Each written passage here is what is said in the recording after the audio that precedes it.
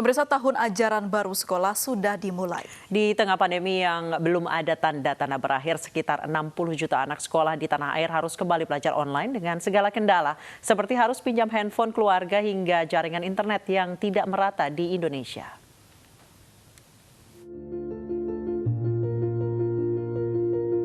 Nama saya Alfiatus Soleha, siswa kelas 5B SD Negeri Pademau Barat 1, Kecamatan Pademau, Kabupaten Pamekasan. Sejak adanya corona, saya tidak bisa masuk sekolah lagi. Tapi itu bisa mengurangi beban ibu saya, karena bisa membantu pekerjaan ibu saya. Bapak Menteri, saya dilahirkan dari keluarga yang kurang mampu. Orang tua saya hanya buruh tani. Dengan adanya corona, saya jadi bingung karena belajarnya harus pakai HP Android. Sedangkan saya tidak punya.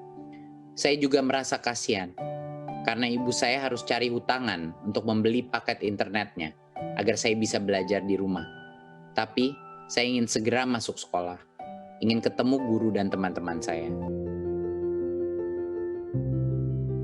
Meliburkan sekolah, saya hanya ingin bantuan uang. Usai membacakan surat seorang murid SD, Menteri Pendidikan dan Kebudayaan Nadiem Makarim beberapa waktu lalu langsung menyapa sang murid lewat internet. Dengan polos, sang murid kembali mengutarakan perasaannya kepada Pak Menteri terkait kendala belajar online di saat pandemi corona.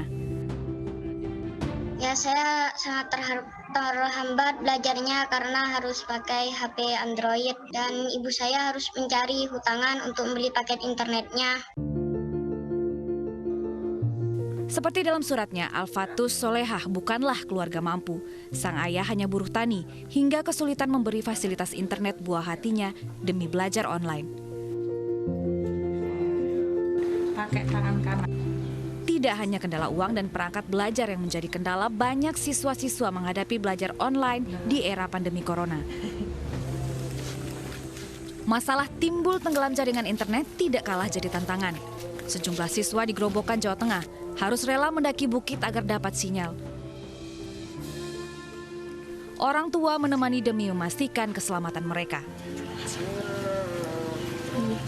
Usai belajar, mereka harus mengirim foto ke guru sebagai bukti. Kangen, sampai kangennya nangis.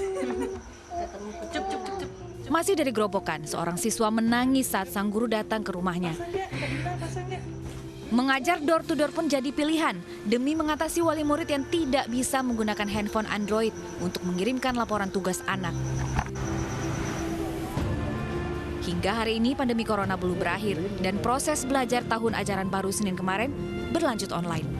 Kementerian Pendidikan hanya mengizinkan belajar di kelas beberapa daerah zona hijau yang angka coronanya kecil, tapi harus dengan protokol kesehatan ketat.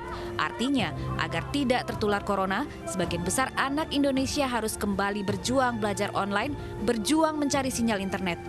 Dan orang tua harus sediakan uang tambahan untuk kuota internet anak. Maret sampai akhir tahun ajaran yang lalu, kondisi masih mendadak, kondisi sangat mengagetkan, jadi semua pihak itu tidak siap. Harusnya sekarang di tahun ajaran baru, pihak pemerintah, baik pusat maupun daerah, pihak sekolah, dan orang tua menyiapkan PJJ daring ini lebih matang. Mulai dengan memperbanyak akses untuk bisa mengoptimalkan PJJ daring, dan juga para guru, para orang tua dipandu, dibimbing untuk menjalankan proses PJJ daring. Sayangnya di beberapa wilayah, anjuran menteri dianggap angin. Di Subang, Jawa Barat, ruang kelas sebuah SD negeri penuh sesak murid dan orang tua di hari pertama sekolah. Pihak sekolah mengaku tidak menerapkan protokol kesehatan karena belum menerima petunjuk teknis Dinas Pendidikan. Mereka berjanji membagi siswa 2 kelas karena sudah melebihi kapasitas. Protokol kesehatan masih jadi patokan. Dinas Kabupaten juga belum memastikan pertemuan setiap hari atau gimana caranya, itu masih diatur karena kami sekolah ada aturan-aturan. Kalau ini di sebuah sekolah menengah di Tangerang, Banten, belajar tatap muka. Meski Dinas Pendidikan setempat mengharuskan sekolah belajar online karena masih masa pembatasan sosial berskala besar. sekolah mengaku tatap muka hanya 3 hari dan hanya untuk siswa kelas 7. Katanya, tatap muka juga dibagi 3 gelombang. Para mata sendiri sebelum ada COVID ini memang sudah belajar online.